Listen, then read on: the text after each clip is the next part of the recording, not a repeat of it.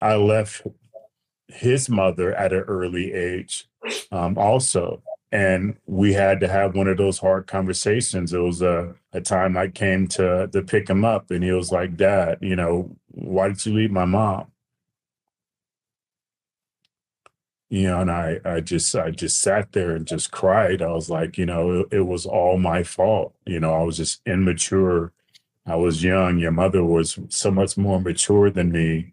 It was all on me. And he sat there and asked me a few more questions, and he was like, "Okay, I forgive you."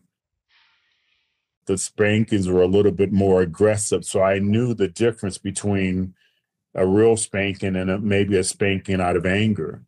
So now you can't spank your kids at all. You can't discipline them at all. Yet law enforcement can come along and discipline your kids with no love whatsoever. So I think that's one thing, because listen, as kids, there has to be something that you don't want to happen at the end of the day, because Yeah. kids are just going to push. It's just natural nature. They're just going to push. So there has to be something at the end of the road that they're like, "I don't want that, therefore I'm not going to do that." Where there's not too much of that going on now in parenting. So um, it's very difficult. And then, like you said, with the internet, I think suicide rates between like 13-year-olds and 19-year-olds have tripled, because you have these people who are just not being honest, on camera, and everybody's looking at them like, "Wow, I don't have any of that." So it's already a low self-esteem going on, and it makes it even worse. So it's just compounded. My story is a little different from both of you. And it's amazing. I learned more about my childhood and the reason things were by talking and asking probably some uncomfortable questions to my parents. So my input will be my parents and what happened with them. So begin with my grandfather, my mother's father, was an alcoholic and a thief. He went to the store one day and never came back, and left my grandmother with the kids. At that time, she had 3 kids. After that, she remarried. The man she remarried was a police officer, eventually chief of police. He was very abusive. So both my grandmother's marriages were physically, emotionally, and physically abusive. Okay. Not saying that she was an angel. I wasn't there. I don't know. But that my mother's side of things was violence, alcoholism, that ran rampant in the area, but more so, imagine your dad going to the store one day and you don't see him again until like 20 years later. My father's side I asked way more questions on my father's side than I did my mother's side, because when I found out he just left, I didn't want to know anything about him. So to this day, I cannot tell you anything about my grandfather on my mother's side, other than I saw him, I think, twice my whole life. He moved to New York, started a whole new family. When he got to the end of his life, he ended up coming back, and the only person that supported him through that process was my mother, the kids that he actually left. I wish my grandmother would have had opportunity to talk to him and see him in that space, to get some closure for her. I mean, for a person to just leave you that way. Now, on my dad's side, my grandfather was extremely abusive. I mean, like extremely abusive. My dad still showed me in the last 5 years or so, he's shown me marks on his body, and particularly on his arms and things, where he was beaten with the butt of a gun, or a shotgun, by my grandfather. Very abusive, beat my grandmother, had 17 kids with one woman. Well, I'm sorry, 15 kids with one woman. Good grief. And had, I could be off by one, but had at least 3. That's right, because one of them died in here. So it was 18 kids. So 15 by my grandmother, and 2 by his second wife, and another, My thing is, if you got a man, if you meet a man and he has 15 kids, why he can even use the restroom in my house. And he's like, you go outside. Wow. But it's very abusive. So both my parents came from extreme abusive situations. I mean, I even learned later in life, my grandmother had to sleep with a knife, not ice, but we used to call it ice pick. Yeah. Or personal protection. And you can take your imagination and let it go with that in terms of protecting herself in certain situations. So neither one of them came from a good space. And that's why I say input. That's my input. My input was, both were alcoholics, both was abusive. The court actually awarded my dad to be on his own at the age of 15 because of the violence, everything that was going on. And he used to tell me how my grandfather wouldn't let them go to school. He would make them pick cotton, take the money, go out, get drunk, get put in jail, all kind of crazy stuff. So the interesting thing is we explore the inputs that create men to be the way that they are, and how we address those mental health challenges that we have from various forms. So my father, though he was beaten very bad physically, Vietnam vet, the whole nine, we'll talk about that in another podcast. He only spanked me once my entire life. He spanked me once. He was a very calm man. Most people thought he was mean, but he was a gentle guy. I mean, he always encouraged. He was firm. Don't get me wrong. He was a Marine. He was firm, but he would direct us. I can remember times he would have the paper, and we were doing something we were supposed to do. He'll just turn down one end of the paper and look. Yeah. Everything stopped. Yeah. Back up. Yeah. It's just his presence. My father was a very honorable man. Very honorable. There were not nights I came home as a teenager that my dad wasn't up. That's why I never really stayed out late, because I knew he had to work. He wasn't going to go to bed until I got in. So knowing for me, and I go to bed early anyway, but knowing for me, I was consciously trying to be home by 10 or so, because I knew he had to work the next day. His method was he would sit there in a chair. When I got home, he'd look at me, "You all right?" "Yes, sir." I go do whatever. He gets up, go check all the doors, make sure everything's locked, goes in. And the first face I saw every day was my father's face. And his point behind that, he told me once, "I wanted my children to always know that I was always going to be there. I wanted my face to be the first face they see." Man. Wow. That's deep.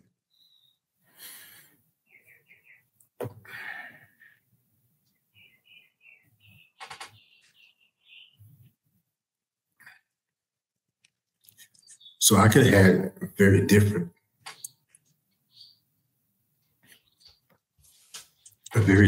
life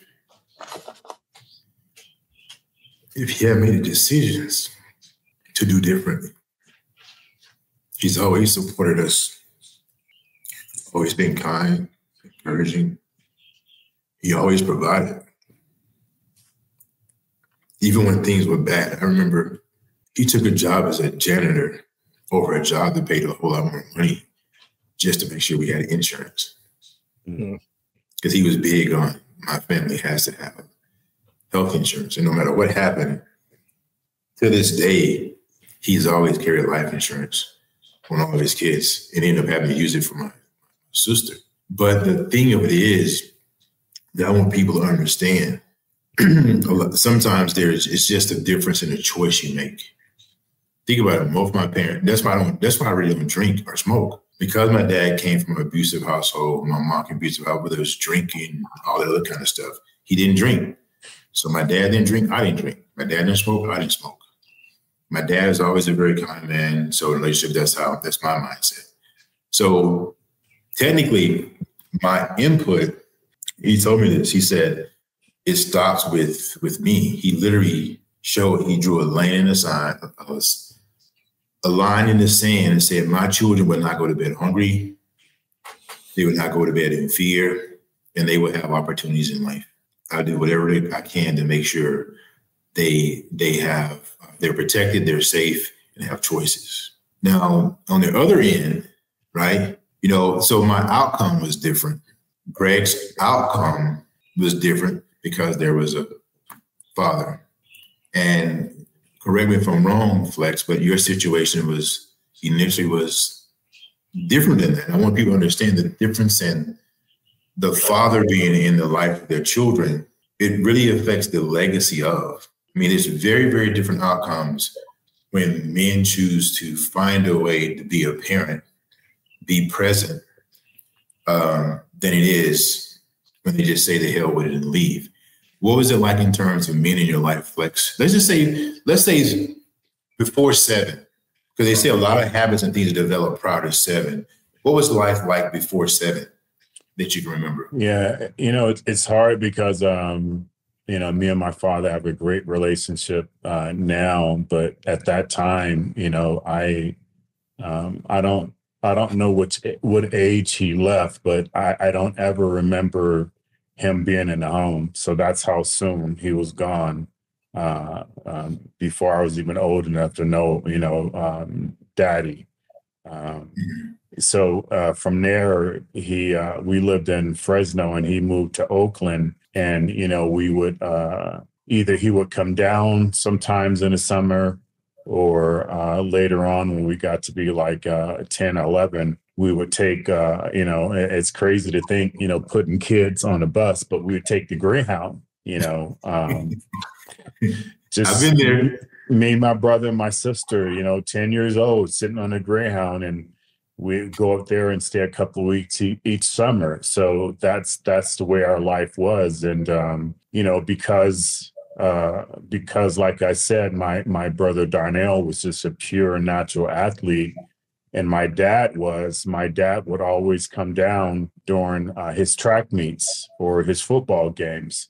And, I got into martial arts that wasn't really school based. So, he never, came to see me fight. And then when I got into bodybuilding, again, it's hard, for me to say, but I probably did over 300 shows as an amateur, especially in a Division AAU. The first time he ever came to see me compete is when I won the USA as a pro. That was the first time ever him coming and seeing me compete. He seen me fight in the tournament. Even though I became a incredibly great fighter, he only seen me fight, one time because I made it a point for my older brother to drive me to Oakland to where there was a tournament there. Right. And he came and seen me fight, and I actually lost. And, we kind of went and had lunch after that, and he drove home, and my brother drove us back to Fresno. So he wasn't really Q, just to put that in perspective, Flex won the USA's in '92. Yeah, I started. That was the '90s. I started competing when I was first show I did. I was 14. So for almost over a decade, he just wasn't there, supportive in that way. So I, as we got older, he ended up moving back to Fresno and into the house where, we were being raised, his mother's house, my grandmother. And we started kind of getting closer then. But even then, it was just a weird dynamics. It was weird. I would like walk through the door and it wouldn't even be a hi. It was just so normal. We were just so functionally distant. There was just like no hi, or if I'd walk out, it was no hi. It was just like a look up and an acknowledgement, and that was there. Now, I was very drawn to my dad. He was tall, he was handsome, he was like cool. I always wanted to like be around him. I always wanted to like sit in his lap or hold his hand, and he was like a man's man. I was like, no, you don't do that, I remember a story when I was a kid. He had came down to visit us at his grandmother's house where we were being raised. and he had brought his wife, who ended up being like a real mother to me. And I would always go to her all the time, but I would never go to him because his voice was so deep. And he teased me and offered me some candy. And, when I went to go get the candy, he grabbed me and gave me a spanking, like, don't you ever run from me again. And that was the only spanking I ever got. It's just, if he just raised his voice, I'm like, what? I'm like at attention. What you need? You got no problems from me. So I was always a good kid, but I knew there was an absent there. So as I became a dad, I just knew I wanted things to be different. I wanted to be loving towards my kids. I'd always kiss them. I'd always hug them. My oldest son, Kenan, I remember he was like 12 years old, and I would still have him sit in my lap at functions and give him hugs and kisses and everything. And I noticed like his friends would always look at him. And I even asked him, I go, does that embarrass you? And he goes, no, it doesn't embarrass me, Dad. But I left his mother at an early age, also. And we had to have one of those hard conversations. It was a time I came to pick him up, and he was like, Dad, why did you leave my mom? And I just sat there and just cried. I was like, it was all my fault. I was just immature. I was young. Your mother was so much more mature than me. It was all on me, and he sat there and asked me a few more questions, and he was like, okay, I forgive you. And from that point on, it was just amazing. We were so close. Even now as a grown-up, he will not cuss around me. If he does, he'll like, oops, I'm sorry, Dad. He won't raise his voice towards me. He always reference, like when he has hard times in life, he always reference back to like, I remember you struggling. You never gave up, Dad. That's why I never give up. And the amazing thing about that though is, and I really want men to understand this, it doesn't matter where you are in your life and what your experiences have been. You have to seek reconciliation. Because from my perspective, you can never reach your full potential in life. I don't care what level of success you have, it still won't be at the level it could have been if you were good with your kids. That you've done everything on your behalf to try to support. Yeah, you made a mistake, but guess what? Kids, in particular their dads, they are incredibly forgiving. When they get to certain ages of man, this could be a little bit more challenging. But that little boy, I don't care if you're 40 years old, that little boy still wants to know his dad. And that's why I keep saying inputs, and understanding the difference in those inputs. So, Greg, let's say, what's your earliest remember of your interaction with your father? I remember, I guess this is where my story is so much different, because I remember being, I might have even been in diapers. I remember him giving me baths when I was a toddler. I still have those memories. Wow. But just on that side of things, I think that's where my experience is so much different. I mean, it was almost like I had that. People always told me growing up, I have that 8 is enough. And that's really referencing something out of literally, I grew up in that 8 is enough neighborhood, the 40s in Sacramento. But it was almost like my dad, my mom were there. Almost like it got to the point where I was that kid where like I complained because they were always there. My dad was a coach. Flex, this is going to resonate with you because you see it on my side. My dad was a coach on most of my teams as a kid growing up, soccer and baseball. And here I am, Flex is saying how, you're getting involved with your daughter's hockey, and I cornered one of Neely's first fights. So it was just, for me, it's just expected. I want to annoy them. I want to be there to the point where they're sick of seeing me. And I think for me, that's the way it's always been. But yeah, I remember that. I remember him. The one thing that I would say, Flex and Q, that my mom and dad refused to show up for were my fights back when I was kickboxing. They just didn't want to show up that. But my dad showed up to my first bodybuilding show because it just happened to be in Sacramento.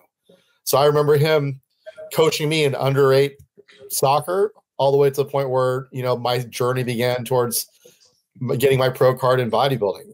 The only thing that he skipped in between was the fighting side, but it was harder for them to travel from Sacramento all the way down to Long Beach when I was playing there, but all the way through juniors, they would show up wherever I was playing throughout the state. I would look, they're always there. That's amazing. Amazing. So in my mind, you have to be there for your kids. Yeah. So a part of what and we're going to get to this in a moment, a part of this is you want to get an understanding of the foundation of the early years to encourage men of any nationality, any race, any whatever. You know, my daughter was born when I was 39. I have one kid at the age of 39.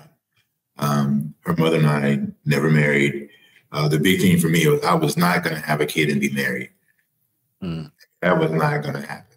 And then at 39, he wasn't married. My dad said, "You supposed to do that when you broke, not when you're doing okay." Like my mother, it got so bad. My mother was telling me, "Son, do you like girls? Is everything working for you? Wow. Is everything working for you? Do you need to go get tested?" My mother told me, "Hey, I think you shooting blanks." I'm like, "Mom, who says I'm?" Man, she was on me. Wow. She was on me. But you know, it's understanding the impact of a loving father at whatever point it occurs, and the impact that it has. Like my father, you know, my father never saw me play in high school. He never saw me play in middle school. In elementary school, they came to he came to a game, some games. And then he saw me play one time in my entire 4 years in college. And, looking at reasons why, it's one thing he regrets. I mean, it is one thing that he regrets that he didn't make time for that. His thing was, I got to make sure they're safe. Got to make sure they have clothes, they got food, everything is good around here. And that's what he saw his duty as. He could not relate to my passion and zeal toward the sports. But I saw all of that was my thing is I was going to college. I was not staying in that environment. To me, the amount of money that men were making in that space, I'm like, well, I want to make that in a month, what they were making in a year. So my mother always told me I was going to live far away because I just thought differently. I just saw things differently. And what I hope people can see from this perspective, we go into the stages of the teenage years, is the difference it makes. You have three different people here, three different experiences. And as we go through the next stage, let's just say the 7 to 13-year-old, right? So we have a situation where Greg's parents were very involved in everything that he did. Absolute support. He has, I have memories of my dad, the same type of thing. My dad fixing my plate. My dad said, well, my mom was telling me you better eat on your thing on your plate. My dad would tell me, okay, then you come get it. I have a lot of, intimate, important memories of my dad all throughout my life. And that's the theme. Even if you transition to Greg, to me, to Flex, I don't remember my dad ever not being there. Unless he was gone from the military for something. But I can, I say it all the time. I mean, I can't, people ask me why you have so much respect and admiration for your parents. My mother was pregnant at 16. And my dad was sent to Vietnam right after that. My mother was one of the first group of kids that was integrated in the South. And listen to the experience where you have a 16-year-old pregnant kid going into the school and the abuse that she took through that process. And when she died, 7 months ago, just really thinking about all the conversations that we had and ones I still wish you had an experience. They were physically married for 56 years and they were together for 60. So one of the things Flex, is a lot of people can't relate to, is that Greg cannot imagine life without his parents. because they always was there. Yep. Flex will tell you, I only recently lost my father. So it's still weird not to have him walk around the corner. Yeah. So in our minds, we look back over, and this is what I would like a lot of men to really evaluate, because relationships are difficult. We get it. But one of the things my dad always told me, he said, as a father, it's probably the most thankless job. Mother might outweigh us a little bit. The thankless job. But he said your responsibility to your family has nothing to do with how you feel. Yeah. This has nothing to do with it. He said your mom or the woman in your life can choose to stop doing whatever she wants to do, says whatever she's going to say. But guess what? Every morning, these are his words. You better get your ass up, go to work, and provide for your family. He said, because you have my last name. Mm. So whatever it is, you're responsible for taking care of that child. And I've learned over time from my own personal experience, it's not the money is only a part of it. The time, the memories, the engagement. And even as my daughter gets older, I cherish those memories, man. I mean, they're all important to me. I want to be there. I want to hear her laugh. She's a teenager, so there's some interesting times there, but it's not the easiest thing to handle. So Flex, the 7 to 13, let's talk about that stage of life. What was that like?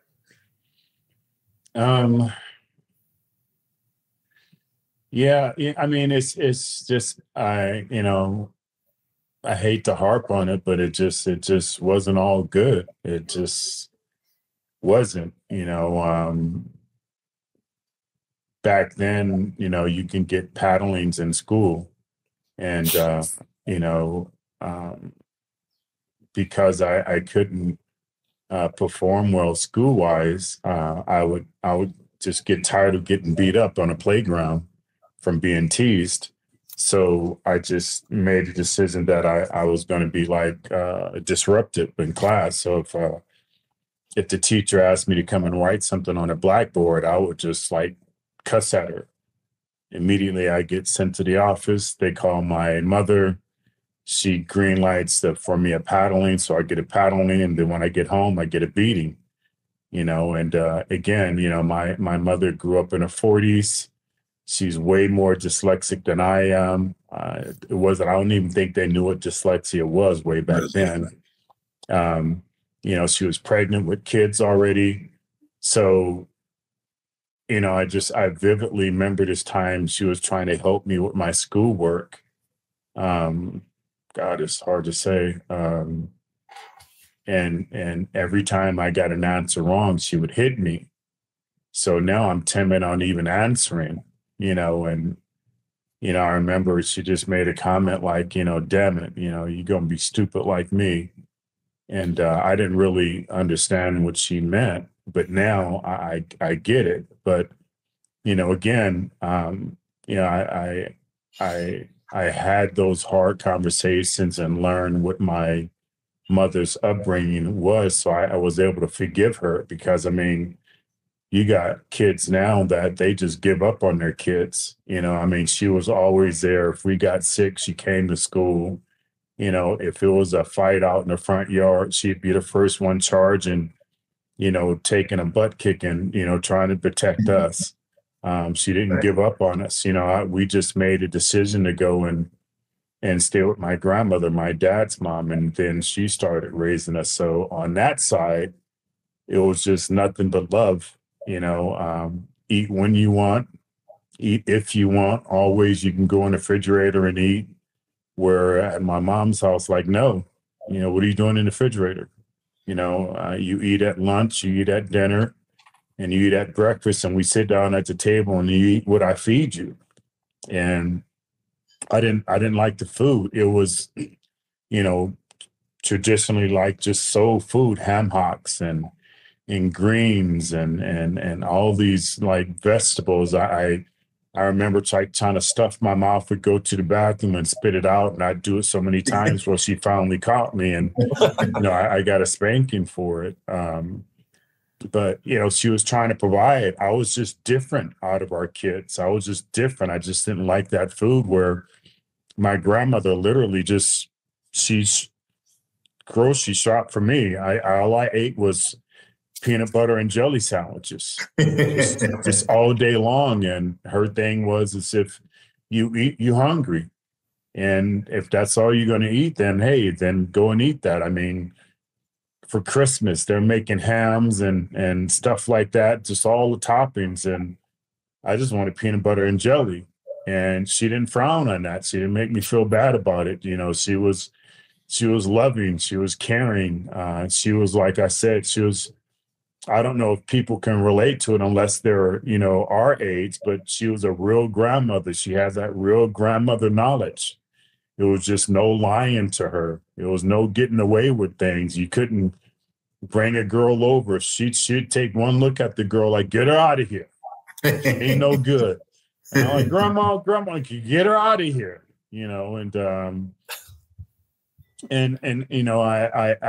I praise her. She passed away when I turned pro.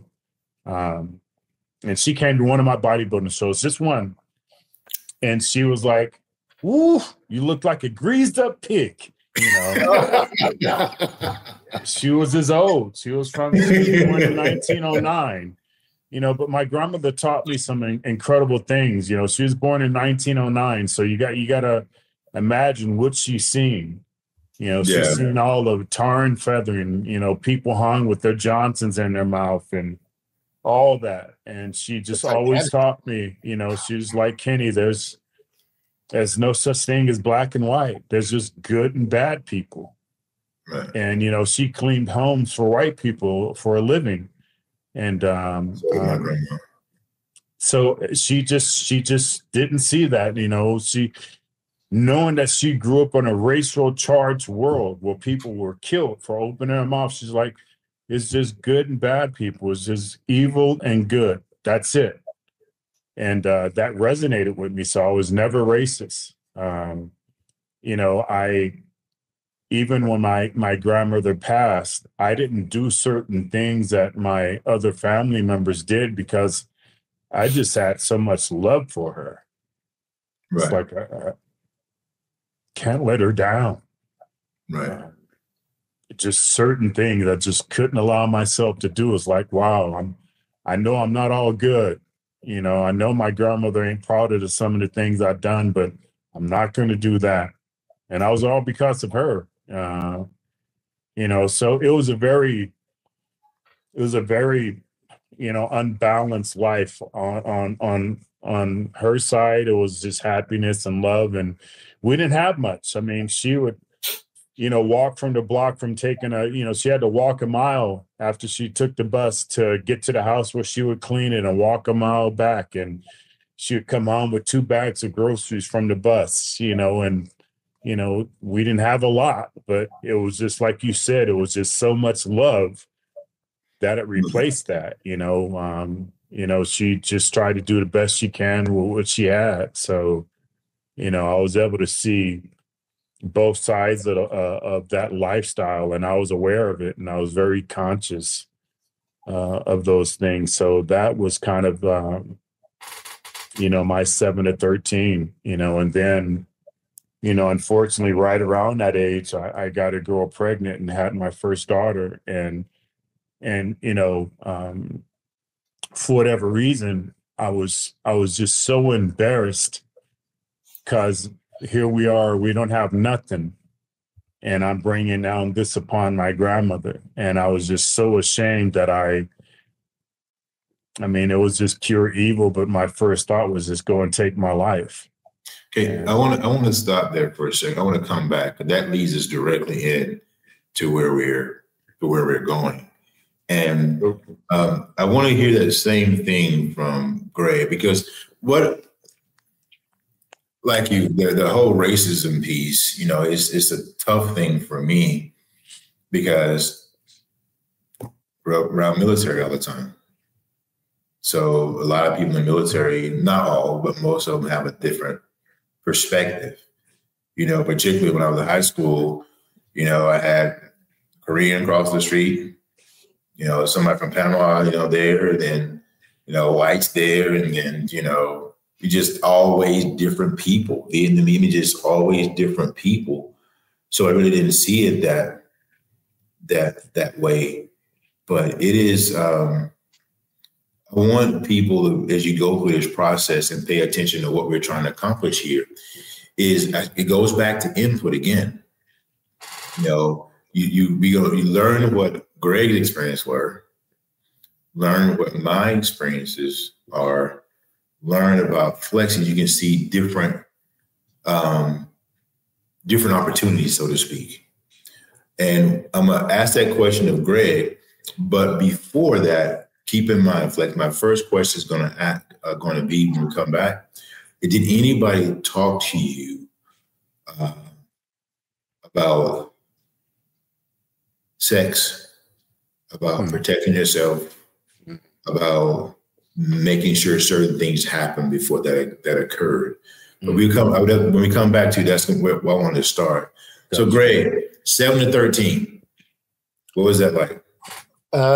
Same thing. It was school, sports, movies, summer camps, vacations. I had the life. I had the ideal kid's life.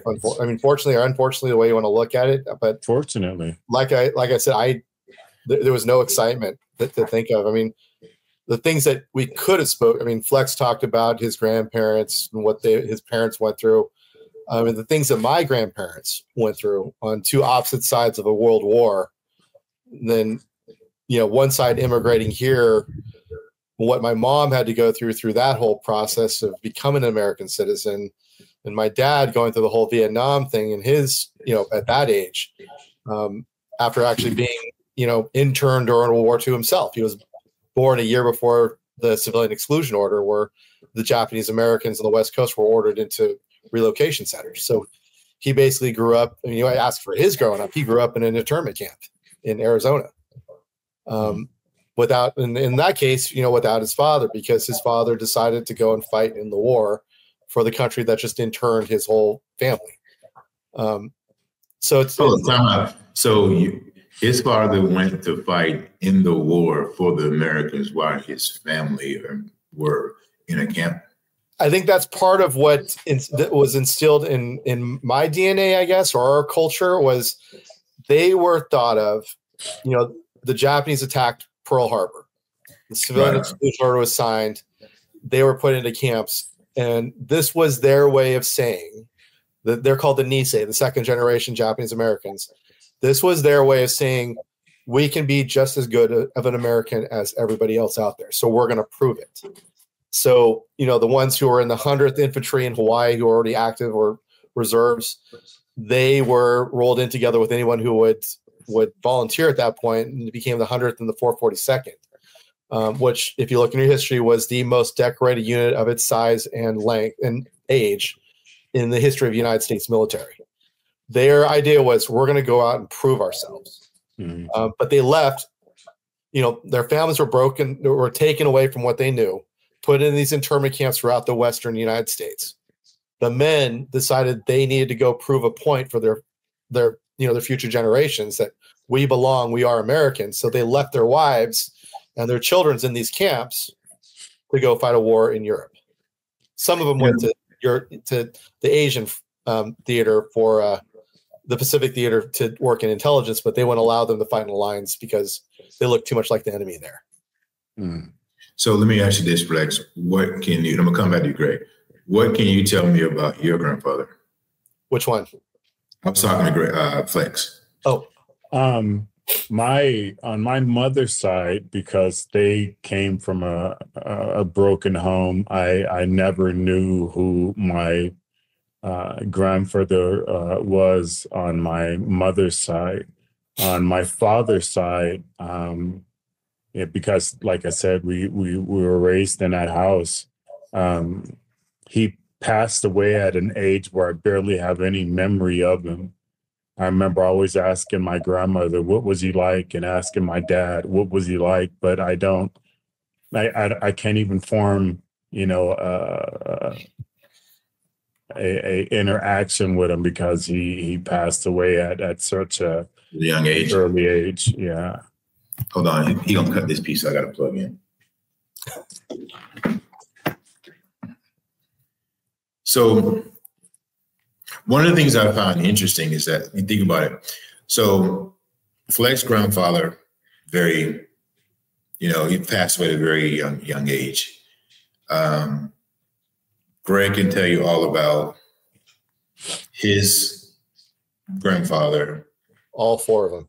All four of them. He can tell you about that because it was important as a part of his family history to share that information. Q, to symbolize how important it is, Flex knows about my grandparents. Yeah. So, and this is the thing. I really want, and this is specific to African American men. Okay. And I get it. Our transition was different than the Japanese American, the way other people came to America. So there's a direct relationship and a pride attached to the country of Japan. And the communication and the pride that goes from one to the next, the Japanese culture, by no means am I an expert at all, not the slightest bit, but we do understand it's a sense of pride. It's a place of dignity. It's a place of honor, right? And that reigns through. I think one of the things, particularly as, it's kind of unexplainable, the things that as a people that we've gone through, but that doesn't excuse how we must proceed to go through in the future. But this dialogue is necessary because we're heading into the piece that I want to talk to next that gets to the bigger thing that really we want to try to provide outlets for youth for. And that is, Greg, were you ever spanked by your parents? No. What was your form of discipline? That look. I mean, I got the typical TV groundings and everything else, privilege taken away. Usually, the worst I would do is I get like B's, so that'd be a grounding for a couple of weeks. But no, I was the Boy Scout kid. I would rarely. I mean, there wasn't any other reason to really come down on me for anything, but if we were out of line, we were too loud in situations, we would get that. I characterize it as the Mr. Miyagi look that my dad would give. And you smile because you know what I mean, right? It's that it looks like a ninja looking back. You're like, he's going to kill you if you don't stop. So that's all it was needed. So there was never any physical repercussions for any of our actions, regardless. So no, I never experienced any of those things. So not saying that it's not in our culture. So correct me if I'm wrong, then there was probably a lot of directing and redirecting by your parents for as far back as you can remember. There was absolutely. Consistency in redirecting. You do this, you don't do this, just that constant engagement. So Flex, did you? He's already smiling. What was discipline like for you as a teenager, or even preteen? I seen both sides of the coin. Like I said, my mother had true mental issues, and she was just a kid. I think like at 21, she had already had 5 kids. Wow. And, she's trying to raise us all on welfare. We all live with her. So, you have to understand the time and how difficult that was. And, some of us was rowdy. I wasn't. She always, talked about me as the kid who just, if like, and I remember like somebody would do something and she would line us up like who did it. And it would be a spanking for each one of us until who did it. And then it's followed over. Each one would get a spanking. And I would finally just raise my hand no matter what and said I did it because I didn't want it to continue. So I would take the last spanking and that would be it. So, but you know, there was times where I felt I was being spanked out of anger or because life was just so hard for her, you know, and I knew every time my grandmother gave me a spanking, I deserved it, and it was love. I knew that, you know, even though I'd be mad and talking under my breath, I knew I deserved it. Where there would be times where I just felt that, you know, my mother just would break down and you know, and it would lash out, and you know, we would have to catch the brunt of that. So, you know, that's why I know there's a difference between spanking a kid in love and spanking a kid out of anger or disappointment or some type of setback. You know, you can just feel it as a child. Yeah. And I experienced some of that. I mean, there's no question. I experienced some of that. Like I said, my dad spanked me one time. That was more of, you know, he spanked me one time. He never spanked anybody else ever. But I got some of that. I definitely got some of that. And I remember getting a spanking one time. I mean, I absolutely did not do it. Absolutely did not do it. And I got spanked for it. She got very, very upset because I wouldn't cry. And decided. It's like, she's going to cry. Yeah. She spanked me. She started breathing hard. But I refused. I was like, I don't care how many times she hit me. I didn't do it. I'm not crying. And my friends to this day, when I, you know, my buddy just passed, one of my buddies that, you know, witnessed it just passed away. And I remember one day she told me to look after my sister. And my family at that time had no boys. So I had to play with everybody else who was across the street, up the street. And she was always telling me not to leave the yard. So here you have this little kid who has no boys in his family.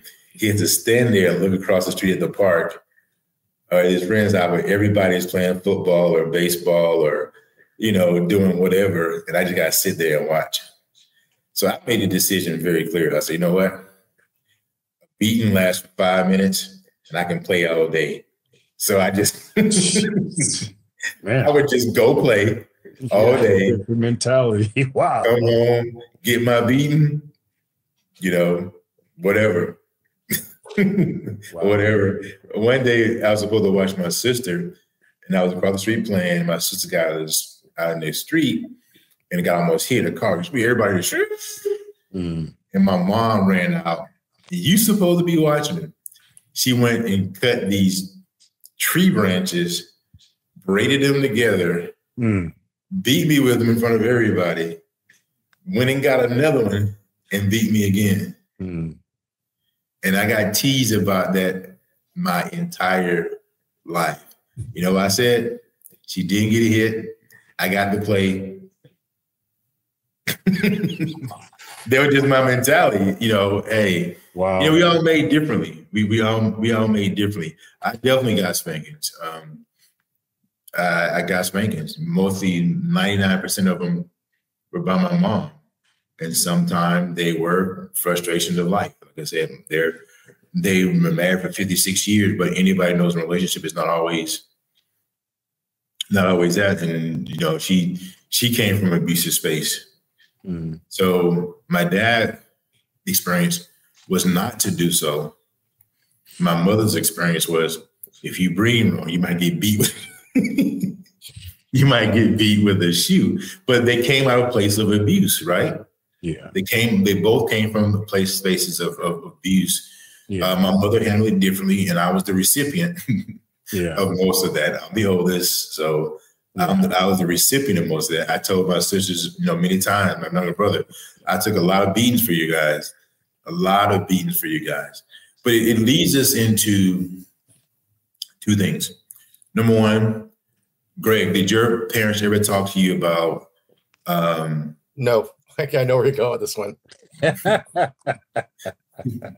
So what made you decide or figure out to be as responsible as best you knew how when it comes to not having children at a young age? I realized how much they were spending on me, and I wasn't making that much then. So just logically said, it's not, just be very, very careful. It was not hard to figure out the other part of it, but you know, we weren't, none of us grew up in the 50s or 60s as teenagers. So there was a lot more information that was readily available even before the internet that you can kind of piece things together. Plus you had friends and there's locker rooms. But other than that, it was just not something. I grew up with that mindset is, you know, you graduate high school, you go to college. In my family, you go to graduate school also. So that's taking me up through 24, 25. Right. And then you get a job. So, I mean, I didn't have my first child till I was in my early 30s either. And I don't know, but as far as I know, it didn't even really come close to any oops before that. So, wow. Yeah. I know my parents talk to me about it all the time. Like I said, my mom was 16 in the South in the, you know, in the 60s, grew up there in the, my dad was born in 48. My mom was born in 52. But I heard that, I don't remember not hearing, oh, you better not have a kid. They literally told me, if you have a child, whatever the age that is, whatever we're giving you, you do not get it. We're going to support the child that you brought into this world. You on your own. You're on your. I mean, I constantly hate you. My dad was adamant. My mom was adamant. Well, I think for me, it was a girl who I grew up with since kindergarten. She got pregnant in our senior year of high school. And she was, I mean, she grew up in the same neighborhood, same upbringing I did. And it just kind of, that kind of was the scared straight for me, I guess. I just wasn't going to have that happen. So, my thing is, I did not want to stay in that community. And it was very clear that if I had a child, I was trapped. My father would have physically restrained me from leaving that town. Now just put it out there. If any of our three children are watching this, none of you think of you as a trap. Just our situation would drastically change how things happen. Exactly, dude. So love you, Haley, Riley, and Kendall. I love you today. So we're girl dads. We have to dress that either. I got, if you had a son, they'd just probably laugh about it. The girls, you got to make sure. Because I've had those conversations with my daughter. So believe me, it's yeah, she knows she's my world. So Flex, were there any conversations? Were there any even hints to you do this happens? No. And you know how I was introduced to sex was I was molested at the age of 5 by my 2 babysitters, and then throughout just my childhood, I just, for whatever reason, I just continuously got molested by women in my family, and it really, you know, I'm sure we'll get into it, how our childhood plays into our adulthood, but it really warped my brain, because here I am, I'm just this, you know, insignificant little person, and these adults are like interested in me in this way, and I'm like, you know, why? And you know, when I did start to have a girlfriend, I remember asking my dad, you know, it took all the guts in the world, but I was like, Dad, could you please buy me some condoms? And he was like, no, boy, you know, you don't need that, you know, and, you know, it just like, at that point, I just knew never to bring sex up again with him. So yeah, I went to the liquor store and just tried to figure it out on my own. But going back, my first child I had, I I get it wrong. I guess if I was to count my daughter's age, I could get it right, but I think I was around 14 or 15 years old, and the girl was a little bit older than me, and if it was reversed, it would be statutory rape. But we know that the world doesn't look at it that way when it's a woman that's older than the child. And like I said, because of me shaming my grandmother, and I knew better, it's the first thought that popped in my head was like, go take your life. And I remember how the intercourse happened. Um, it was weird. She invited me over, and it just happened. And like her family was in the front room, and we just walked into her bedroom, and it happened. I didn't really understand, what happened. And I left, and I only seen her like a few more times. And I remember her telling me like she was pregnant. And I was like, huh? What are you going to do? And she was like, I'm not going to keep it. I'm like, okay. And she was like, will you go with me? And I was like, no, I won't go with you. And then I guess she got afraid and she just didn't go. And I heard a rumor, around town that she was pregnant. And I remember getting on my moped and riding to her house, and it was storming. And, she opened up the door, and her belly was just like large. And I'm like, who's that? And she's like, it's yours. And she slammed the door in my face. And I was like, wow. And it's really odd how like some people can go through the worst thing in life and never think about taking their life. And then other people, it's just triggered. And I just remember I was just sobbing like, wow, I've embarrassed my grandmother. Here we are, barely have anything, and now I'm putting this on her, and I remember like the off ramp of a freeway. I remember driving up the off ramp onto traffic and sitting there on the side of the freeway. And it's really odd how at such a young and immature age, I was so calculated on how I was doing this. I was like, okay, well, I can't pull out in front of a car because the car would still be able to stop in time, even though it was raining. And then I'm just going to get a beating, from everyone all the way back home. I was like, okay, I got to wait for a diesel, because the diesel brakes are going to lock up, and it's going to skirt for a while. And I kept looking at these diesels and trying to get the empower myself to do it. And I just couldn't. And I remember, riding back home, just beating myself up more. Now I understand just the evil part of that, but I'm like, geez, you can't do nothing right, dude. You even got this girl pregnant. You can't even kill yourself. You don't deserve to be here. What can you do right? All the way home, and walking into the house, I was sobbing, but because it was raining and I was drenched, nobody asked me, what's going on. And it just triggered just when things got bad to just think of taking my life. And I just manifested through the rest of my life until probably approximately 2 years later, where finally, my Father in heaven just took that demon off of my back. But throughout my entire career, I just, from not being smart, I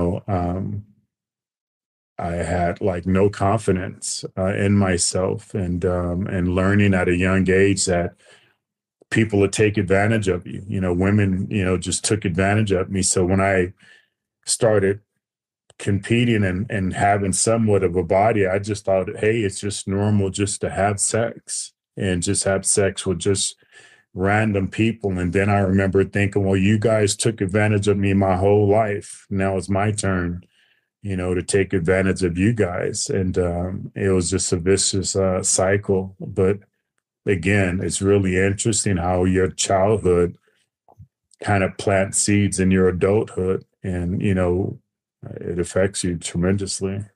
And there's no ifs, ands, and buts about that.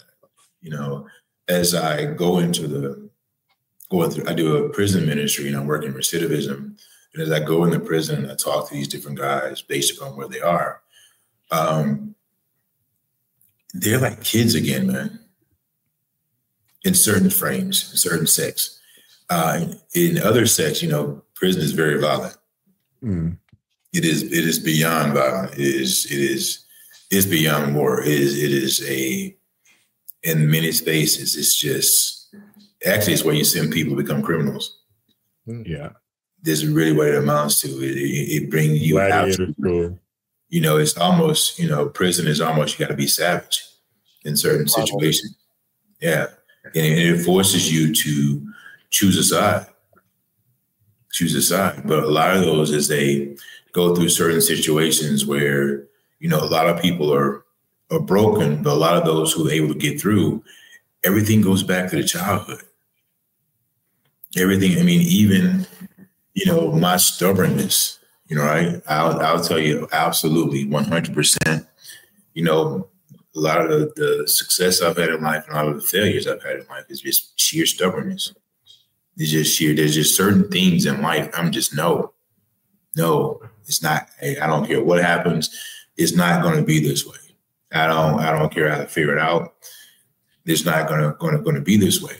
So as you can see, we all have very different inputs when it comes to our 0 to 7, and say, 7 to teenage years, very different experiences.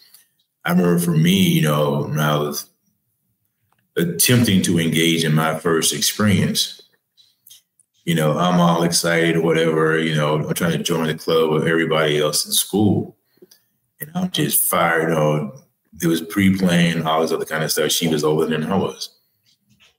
And man, we got to that space. All I could hear was, "You better not get pregnant. You better not get pregnant." All I could hear was my freaking mom's voice. Wow. All I could hear is my mom's voice. And she already had a kid. She was older than me, but she already had a kid. And in this space, I just started to think, there is no protection. I had to have the same condom in my wallet for like 3 years. Don't even know if it would have worked. But all I could hear was my mom's voice and my dad saying, he said, "I work hard to make sure you guys have a better opportunity than I had." And he looked me in my eyes many times and say, one of the things that can happen in your life that can really make it very difficult, right, that you're not going to get to do if you have children at a younger age. And I backed out of the experience. Mm-hmm. I literally backed out of the experience, didn't go forward with it because I couldn't get my damn mom's voice out of my head. But all I could see, she already has one kid. We don't have any protection. She has no idea what she's going to do with her future. Mm-hmm. It just didn't make sense to me. I wasn't willing to take the risk. Not saying I didn't take the risk later in life, but in that space while I was in high school, it just wasn't an option. Now, all this brings us to the space of I want to get to the physical abuse part because, I got some pretty bad spankings, even to the point that I was tied to a chair. I got some pretty serious beatings. And, I look at things of the people today because I'm dealing with situations with my daughter's friends and with other people in the community where the level of is child abuse. Yeah. It's absolute child abuse. I mean, our most recent situations, at least as far as a couple of days ago, I'm going back and forth with my daughter on the phone. A mother, very stressful situation, is literally physically beating her daughter. Beat her all the way down the stairs. She's bleeding. The other sister and the other sister is watching it. I mean, and it's just a series of stuff that I know that has happened and my daughter communicates to me because check this out. I send my daughter to therapy to get input from the therapist on how she can help her friends, some of her friends. We have a therapy session we're going to tomorrow, and the whole thing is about what my daughter can do to help her friend who's being physically abused. And you learn about, you know, the young lady has been sexually assaulted multiple times. Father's is a drug addict, not in their life, but supposed to call the police. Mother has a boyfriend that has pulled a gun on them. She feels creepy about it because, you know, she say he looks at her and make comments about her underwear. And God, this is not an ignorant woman. This woman she's very well educated,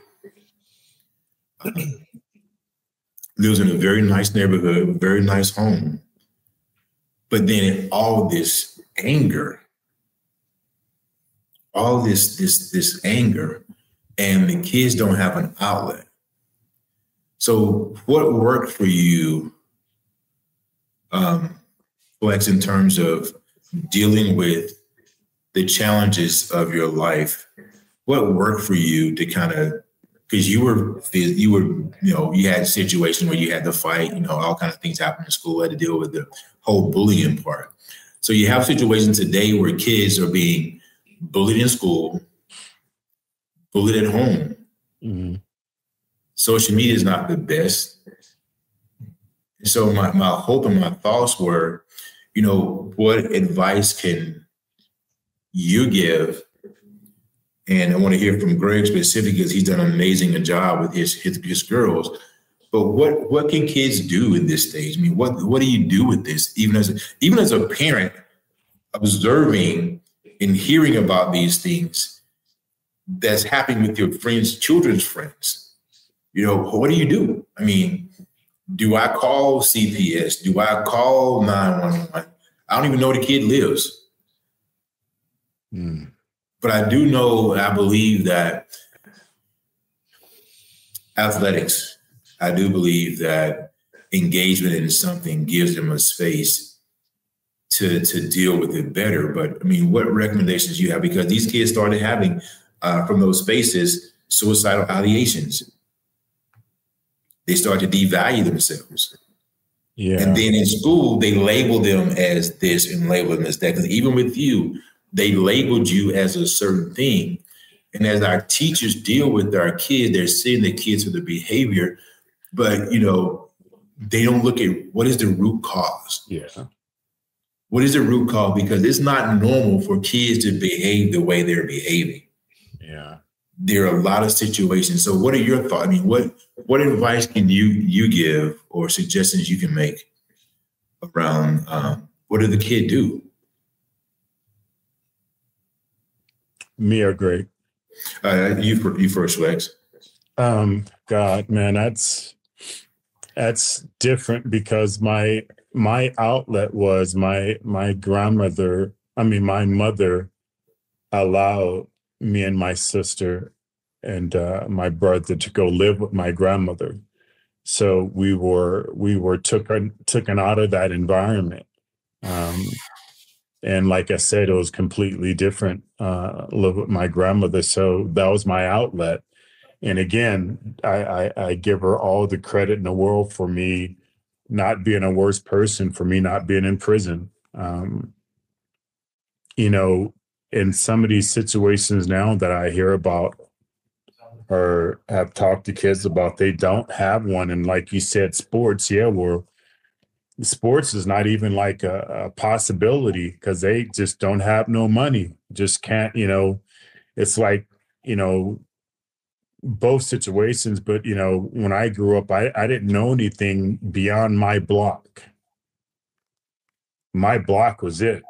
I just, from my block to my grandmother's block, that was my whole world. I didn't know nothing beyond that. And it's out of control now with parents truly abusing kids. And in that situation, you know, as men, as protectors put on this planet, we have to step in. And, you know, that's going to infuriate that parent, but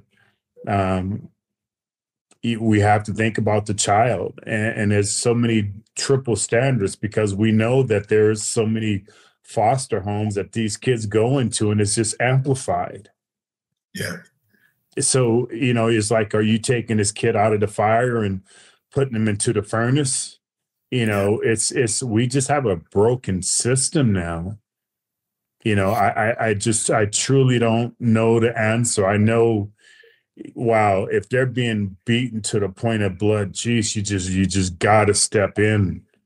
You know, you have to step in. But then what do you call in Child Protective Service? It's not like back in our times where they really cared. Now these people, it's just a job. They don't care about the kid no more.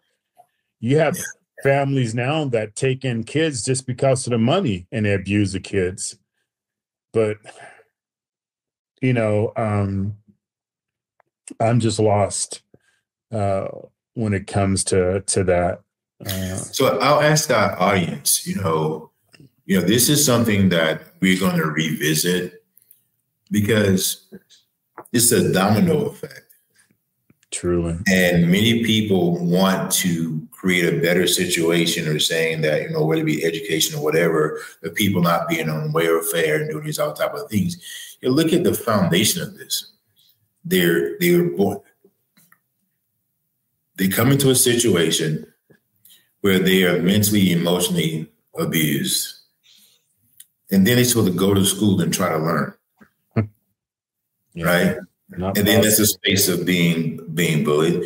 And I'm not going to say, but many of the teachers, let me ask you, this would be an interesting statistic that I'd like to have feedback on. Not now, but I wonder how many teachers went to school to be teachers, and how many educators are in education because they could not find an opportunity in their field. Actually, I'd like to jump in on that one, because I would just personally, I don't think very many, because it's a very structured process as an undergrad and then getting your teaching credentials. So that's something that they chose to do, knowing it's thankless and not well paid. But just going back to your other situation, even taking out any kind of physical abuse or emotional abuse whatsoever, one of the biggest predictors of success for children over decades is the zip code that they were born into. Yeah. That's how you determine how many prisons they're going to be. Yep. And one of the main reasons is the way that we fund public schools, and our public schools is under attack anyway. But the way we fund it is by property taxes. So you have something like in my situation where I live in San Jose, where the property taxes are going to be high because the home values are high. The schools are going to be better funded. So you're going to have the situation there. I mean, going back to where I grew up in Sacramento, I didn't know anybody who had divorced parents. Everybody at every sporting event, their mother and father was there. Like I talked about my dad and my mom being there, everybody's parents were there. Everybody's parents showed up to the school plays. Everybody's parents showed up. Time out. Yeah, and this is what our audience understand. You know, that again, it's the input. Yeah. And so support. By us as men being irresponsible, I'm not, granted, there are situations where it's not the man's fault. That's what the general public would say. My father would say it's always the man's fault. Mm-hmm. Because unless a woman put a gun to your head, right, or took advantage of you in some way, you being a minor, it's decisions you made, the action that you took to put you in the situation that you're in. But like he said, in his situation, and I would say they had a lot to do with the decisions I made in life. There were not a lot of divorced people where I grew up. My mom, my dad's, it's interesting, my dad's sisters and brothers, I mean, they were married forever. I mean, they, you know, it just wasn't a common thing. I didn't really understand, you know, two parent, not living together, co-parenting. I really didn't understand and knew what that was until I got in college. Right. That was everyday life for me. That's only one factor, though, also, because then you have to go into income situations to where, are they able to be around as much because they have to work more than one job to make ends meet? That's an impact. On top of that, or do they have health care? On top of that, even though they're making ends meet, they're not homeless, let's say. What is their food situation like? Are they food insecure? That's all going to factor into a child's success at school. And not knowing those things. Like, my daughters right now, they could just pull things up on their phone. They know they're going to be provided for. It's never a stress.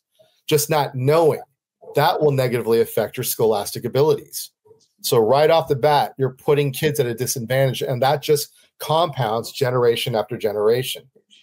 And that's why, I get in arguments with people all the time about reparations for African Americans at this situation, because this has been cascading for hundreds of years as a culture.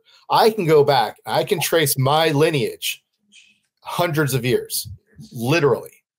I know exactly what my great-great-grandfather did on my mother's side. I know his name. I know what he did for a living. African Americans had that. If you came here, if your last name isn't something that's fully African, if it's Wheeler or if it's Jackson or Jenkins or anything along those lines, that was not your name that your ancestor had. You don't know, because that was, I hate to constantly. Slave name. It's a slave name. Yeah, it was your slave master's name. Mm-hmm. And it was ripped from you. And it's like, the border jumped the Mexicans in California, because this, where I live right now, this used to be Mexico.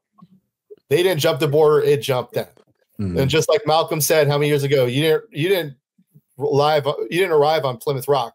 Plymouth Rock arrived on you. Yeah. There's a lot of people say that, the Mexicans are not immigrants, they're migrants. Yep. Yeah. You look at so many things, LA, San Jose, those are all Spanish names, and Mateos and Leandro. Yes. Yeah. Yeah. I remember, like in California, there was these bills, they're all rusted and everything, but that's how they traveled and all that stuff. But Greg is right. It's like I said, even in my time it's difficult, but it's worse now. But it starts before the child was even born. They're behind enemy lines. There's an old saying that you're born on the other side of the railroad tracks, downtown, uptown. But you do the interesting thing, and here's where I am with parenting is the interesting thing is you do have some kids who come from just the most unthinkable life, and they excel, they're outstanding, they're not a criminal, they make it and they go to college and they're able to change things. And then you have kids who come from just wealth and they want to be ghetto and they want to sag their pants and drugs and all that. That happens. So my thing, what I've come to understand is it's your parenting to a certain degree. But once, in my mind frame, once a child becomes of age where they know right from wrong, a parent is just a supporting cast, because that child then has the ability to know that my parent is telling me to do one thing, but I want to go do this. And it's no longer what the parent can do. Like Mike Tyson said, my sister, there were teachers and all that, but the streets just called me, man, and I answered. So how is that where you can have just millionaires and their kids are just slum ghetto murderers, and then you can have kids who just don't even come from nothing, they come from a foster system, and they come and they make it. It's at some point it's on the child of what they want. I just knew, hey, listen, I grew up with gangs, drugs. I just knew I didn't want no part of that, man. I get it. I totally get it. I'm like, I don't like how my life is. How am I going to go rob and take something from somebody else and make them feel what I'm feeling? that was never appealing to me. Yet you have other kids in the same predicament as me, is like, they'll go take yours. They'll go rob your house. They'll go beat you down. It's that child, it's that individual's choice. Now, yeah, for some kids, it's even harder. Like I said, I did have an outlet so I could see a different side of life, but you have some kids who just don't. It makes it far, far, far more difficult, especially when it's compounded from generation to generation to generation. You know, your parents broke that mold, Q. They broke that mold of being abusive kids. I mean, parents. Your dad broke that mold. He said, it stops with me. You know, one thing with me is, so I'm like, I broke that mold with how my parents were. I'm like, it stops. It's not going to continue. That's not going to happen on my watch. But then you have that child that you just provide and you do everything for. And they're just like, it's just a voice that they hear that's dark and they just run to it. And you're left as a parent, you know, me and, you know, Kennan's fine. Me and her mother, his mother, were fine. You know, me and Madeline, we're still raising our youngest daughter, who's 17. And, you know, we just constantly like wonder, what did we do wrong? Oh my God, is Pearl 17 now? Yeah, she's 17, man. All right. Yeah, my daughter will be 17 next month. Just jumping on that one, though. I mean, I'm not trying to say we don't have some responsibility on our side of things, but I think it's a systemic situation as well. Because if you look at other industrialized, developed countries, their upbringing system, or their system that's in place, schooling and everything else, is completely different. I mean, there are nations that call teachers, they're paraphrased as nation builders, because they know that they're forming, shaping the generation to come. So there's a lot. I mean, the children. I mean, who is it? Michael Jackson said the children are our future, or whoever it was that sang the back. But it's true. We're not putting them, all of them, and every single one is worthy of this, of the effort. We're not giving them the effort and attention that they need to thrive going forward, and we're putting in systems in place that make it more difficult. Sure. And that doesn't help when the parents are already gone through the situation as well. Sure. So even like some of the tests that they have designed in school, it's designed for us to fail. Test. Yeah. So it's, you know, I just always believed, even like becoming an athlete and being able to speak on all these different platforms around the world, I just like always have said teachers should be the most highest paid. They're like educating our new future, our new presidents, I mean, how could you not? You spend more time with your kid. You think about it. They spend more conscious hours with your children than you do. They got 8 conscious hours of them, and you don't. And I've always been aware of traveling. I can't remember what number we are, but we're one of the lowest when it comes to education. Yeah, we just don't pour back into our system. And, you know, not to get into politics now, it's even worse now where they're even trying to take that away. They're trying to take away our colleges, you know, and defunding our schools. If you look a little bit deeper at that, when you look at the standardized scores by states, it's not the same either. So some of our states rank up there with the Asian and European states or nations on test scores. And there's some of our states that are graduating high school seniors that can't read. They're pulling all the standardized average scores down for the United States. But if you take, and you know, Flex, you know me, I'm political as all hell. So sure, of course. If you take some of the more democratic run states like Massachusetts, their reading comprehension and math scores are up there with China's. Then you take Louisiana, and we're barely scratching the surface with some underdeveloped countries. So, and then you take the average, right? It doesn't matter if your leadoff hitter is hitting 300, if everybody else is hitting under the Mendoza line, your whole team sucks. You're right. You're right. You know, the investment is not there, but the thing is still, this is in the simplest form, particularly in minority communities, I would say more so the African-American demographic. We have just way too many single mothers that's having to be just taking on all the burden. They're not built for that. Yeah. I get the women's lib. I get the, we can do all these other things, but the average woman wants a responsible man in her life. They don't want to have to make all of those decisions. They don't want to have to pay for everything. Even as a man in my business, a part of my growth, I tell my team, I'm like, look, I can't make all the decisions.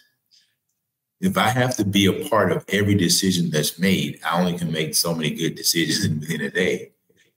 And a mother that has to constantly do everything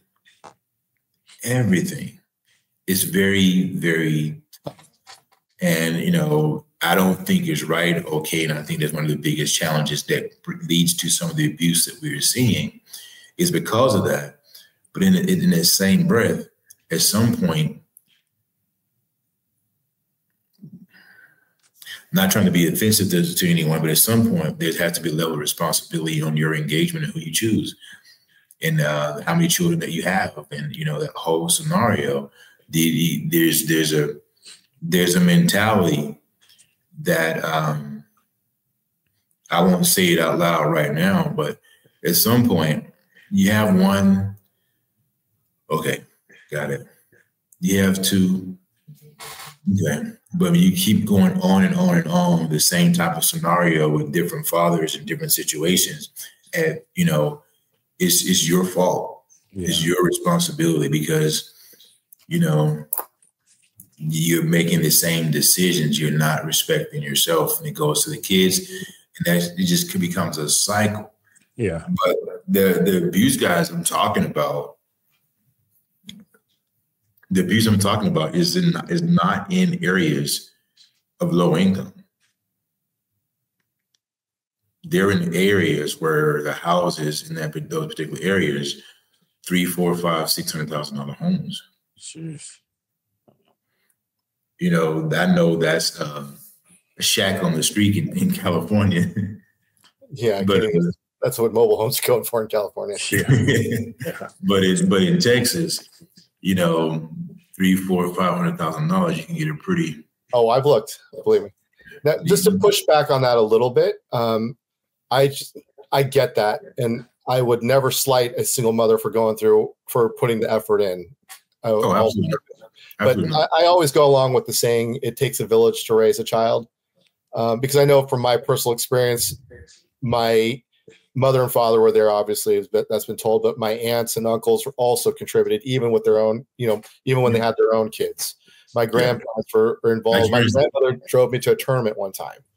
But, I think as part of the societal contract, I think we all should be involved. That's why I have no problem paying certain taxes that are going towards those situations, like property tax. Even if I didn't have children, property tax, this is the societal contract. They're going to have jobs. That's the interesting mindset, and it's very important. Well, that's the thing. I mean, Flex knows I've also been a coach. I've done that thing, not just for my daughters, but again, that part of that societal contract or that group contract is that you're going to be a productive member of society, and that means helping when you can. And Flex knows, my wife was a political candidate at one point, and we did a lot of things within the community. We did a food drive because we know that no one should be hungry. I don't care what you did. And Flex also knows I am not anywhere near the most religious guy in the world, but I don't remember in my religious studies courses any Jesus or anybody ever asking to fill out a form to make sure you're doing what you need to be doing before he gave you help. Right? Yeah. Yeah. So, and like with Q, what you're saying, coming from a broken home and then being part of that because, I didn't have marriages work out, now I see it so clearly. We have each our role. Men are the protectors. We're the providers. We lay down like the groundwork of you do's, you don't. The woman is the loving, the supporting, the caring, the nurturing, and that's the role. And when you break that family mold, and you cause one to have to do more than it just wasn't meant to happen. Now, yeah, you do have some women who can rise to that. And you have some men, like my brother, my oldest brother, he, took on his kids. You have that, but that's just not the way the household and we were put here on this planet. Men were put here on this planet, to carry that role. And, kind of like what your dad said, at the very essence, it is our fault. Now it's a different generation where you just have generational bad women, and they have what I call like men intentions. They seek to do sexual things where just you would only think a man would do that. Women are just, if you talk about a pure man and a pure woman, a woman just can't open her legs for anyone. A pure woman, she just can't. She's not wired that way. Right. A man can. So when I say women have men intentions, there's women out there now that seek to do those things. And then even that, what was that input to bring them to that place? Brokenness. Brokenness. It's just, again, and it's so true. It's kind of like what you said, your grandfather had so many kids. When you said that, I'm like, good grief, my boy was fertile and active, but the truth is, each generation is a lesser generation of the generation before. You go back to biblical times, whether you believe in the Bible or not, they walked for miles. No food, no water, and that was normal. They knew where they're going based on the stars. There was no outlines. Yeah. They went for times without food. They worked hard. You look in the 1990s and building the skyscrapers, they're walking across those beams way up, sitting there just hanging, eating, just that mentality. Yeah.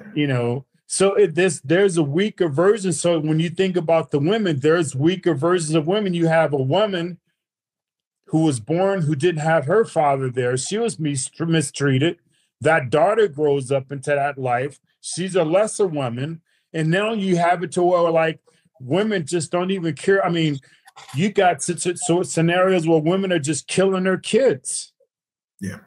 And I want to clarify that we're not saying that, that women in those situations can't be great. We're just saying that that wasn't a role that they were supposed to take on. Yeah. It's not the role that they're supposed to take on. I'm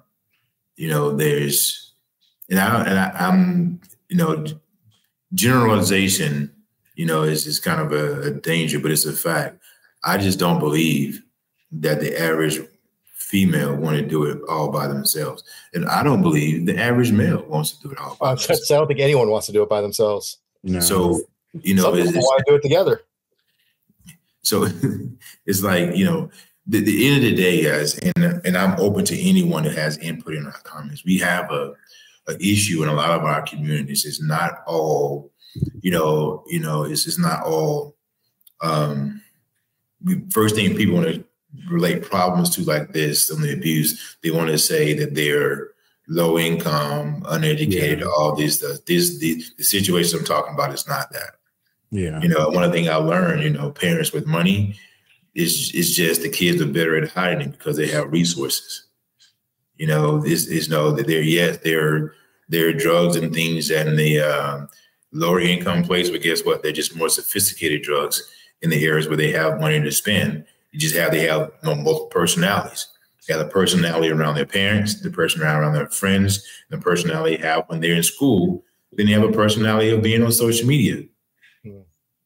And that's why I say at some point in time, it's that child's individual thought on what they're willing to do and what they're not willing to do. Yeah. And that just changes the spectrum of everything. We're just a supporting class. At some age, we can't spank them no more.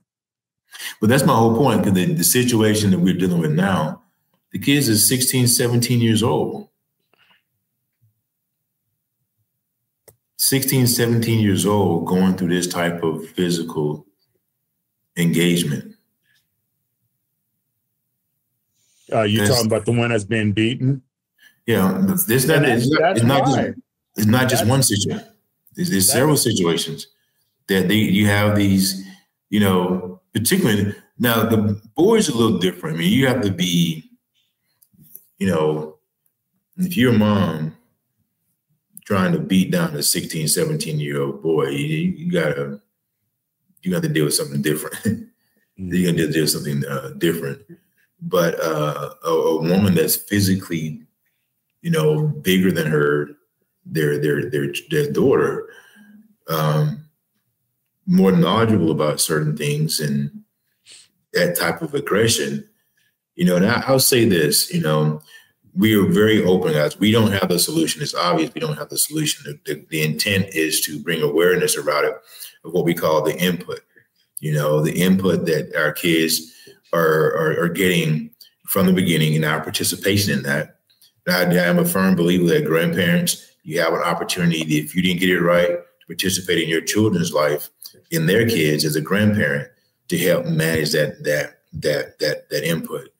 But at the end of the day, we have abuse across the board on many different levels. And it just breaks my heart that so many young people that are teenagers that are experiencing this. And there are boys that have the same types of experiences with their fathers.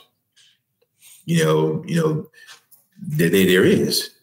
is what we have outlets a lot of times that people are not aware of. And in the future, we're going to start posting, some of these, some resources to connect with. So look down in our description, you will see some resources. If you are a young person that's going through various stages of abuse, or you feel like, you can't just make it another day. You're thinking about you're experiencing the cutting, you're experiencing the taking, drugs or prescription pills or alcohol. I see all this happening. And guys, again, all these things that I'm seeing reflecting on, they are not in low income areas. Yeah. Yeah. They're not in low income areas. They're not, people that have blue collar jobs. These are white collar or professional type of situations that kids are experiencing, and everybody on the outside are not seeing what the children are going through. But so that's where the community resources are going to be different. When that's where the financial side, because I know my daughters, they're going into their sophomore year in high school now, but we have them in a program where the entire high school student body is less than 400 total students. It's limited to 100 kids per graduating class. They have mentors that are at least 2 years older than them as part of the schooling process. And they have counselors that deal with these situations. And they have, meetings where they talk about where the door is always open. You have situations you talk about, not dealing with your parents or something else that you can't talk to your parents about, to go talk to. And I know for a fact it's not in every community because it's not something that can be funded in every community. Yeah, and displacement, I experienced those things with my uncles, with the elders in the church growing up. I mean, my uncle used to take me, talk to me, take me fishing. He had that village I was talking about. Yeah, he, would talk to me about, the sports when he played, decisions he's made. He talked to me about being in the military. He worked with me, paid me to, work with him, and, just kind of took that load and stress off my parents. Even people in the church used to take me to these things out of BTU Congress. I mean, just all these different things that people sold into my life. And I would tell you, in most of our neighborhoods, you don't even know your neighbors at all. I mean, I know sometimes they come up, I know the neighbors at home because before they get there, the garage door is coming up. They drive the car in, the garage goes down. I'm that kind of guy. I go talk to everybody. I go talk to everybody. You might notice that, Dad, you talk to everybody. I was like, yeah, I talk to everybody. So I go visit the neighbors. Someone like, who this big black guy at my door? Well, I want you to know I'm here so you don't do something crazy talking about somebody walking through the neighborhood. But the reality is, those resources, though, they not only have to be there, but those kids need to know that they're available and that there is help. And that's unfortunately where, and like I said, a lot of them don't. They just this is what there's a world outside their, they don't know more on world this outside their. So what I'm going to take away from this, and as we end it for today,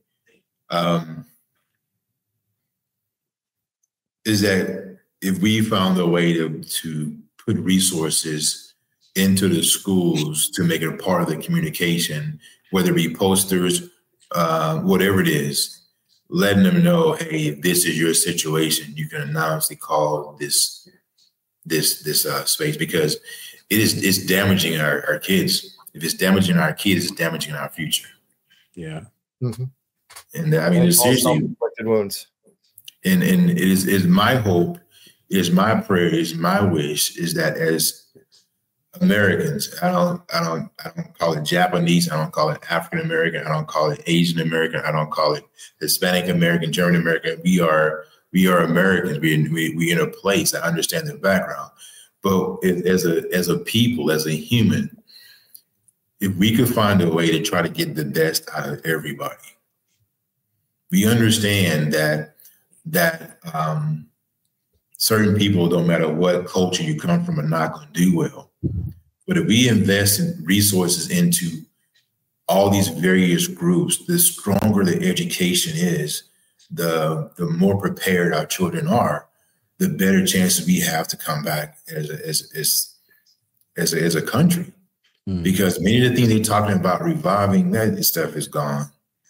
Many of the jobs that are there, artificial intelligence is going to mean, I literally was about 5 or 6 years ago, as I was learning about machine learning and AI, I had this relationship where people in Saudi Arabia and other countries, they were having their elementary school kids get exposed to machine learning and AI 4 or 5, 6 years ago. Would pay good money for Americans and other people around the world to come in and teach their elementary school kids. They're investing in their future, something that just we're not doing. And when we talk about it's not just a income or an intelligence bracket. I spoke at a few schools before, and I remember speaking at a school that my son and my daughter graduated from, and it was the students who were taking the pre-college classes already. So they're the smart ones, and me, I just popped out the question like, hey, how many of you guys have thought about taking your life? And I raised my hand first to let them know it was okay. It was like over half the students. Dude, I've gone through that scenario. I've lived that life, grateful that, things are in a very different space. But kids talk about that kind of stuff all the time. So instead of taking their life, sometimes they get on the drugs. They start doing all kind of things. Numbing themselves, yeah. It's all this self-damaging, which, prolongs in the agony. Yeah.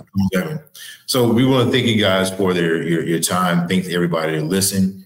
Please give us feedback, give input. Ultimately, our goal is we operate from a space that we are humans, and we have a passion for wanting to support those who are dealing with mental health issues and those that are trying to get healthy like me. God bless you and have an amazing day.